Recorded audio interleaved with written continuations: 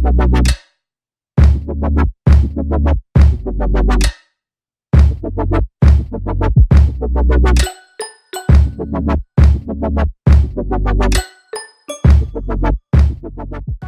I want to be the biggest supplement company in the world. That's the goal. You know, it sounds kind of crazy to say, but that's the goal, to be the biggest supplement company in the world.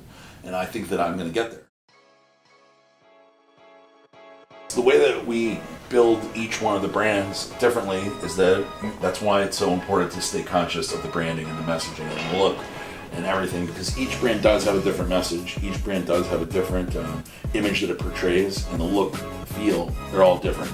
So it'd be very easy to get confused and for it to look the same, feel the same. So that's why it's so important to keep each image totally separate. So the looks, the ideas, everything is different, and we try to even separate the teams.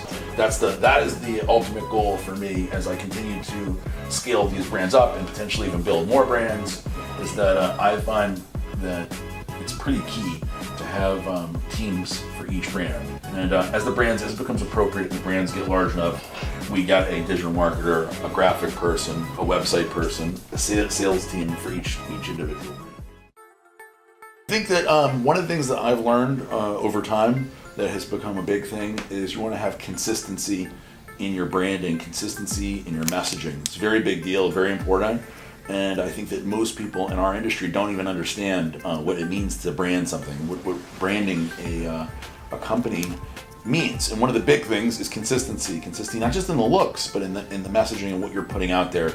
And not just me, but the whole team stays very conscious of doing that. Even like a font or a color, we use the same colors and the same fonts and the same design elements over and over and over again. So when I look at an athlete, I don't look in terms of, does this athlete have great following and engagement?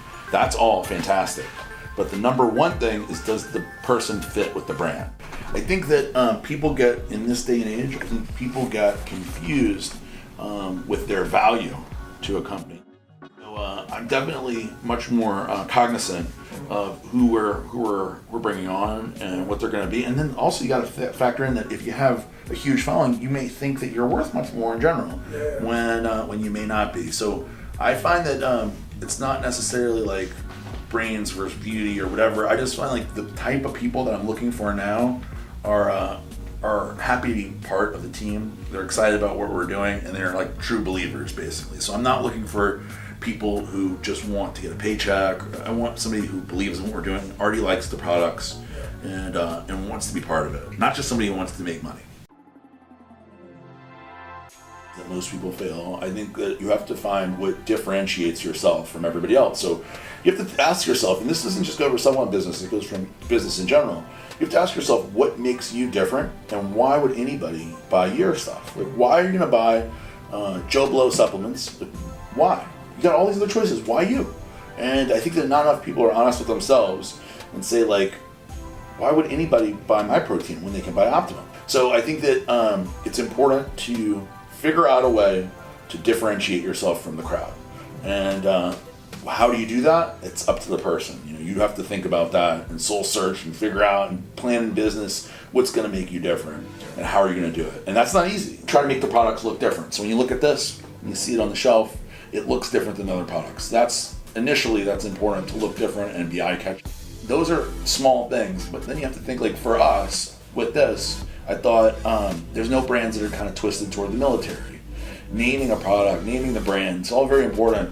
When you're thinking of a name for your brand or your product, you want it to be short, easy to remember, easy to spell, have the URL available, have the trademark available, and then hopefully, this is the real tough thing, is that it means something.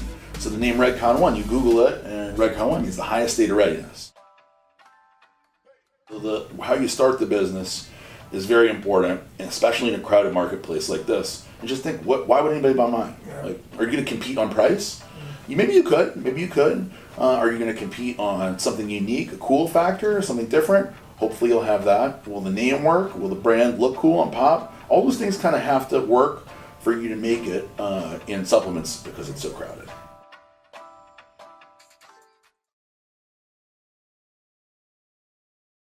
This guy's dead. I got a girl hitting me, a little girl on drugs hitting me, yelling to move the body, and like, how did I get here? And so I literally turned around, ran the fuck out of there, got in my car, drove away, got in my apartment, locked the doors, and made the decision to get off drugs right then and there.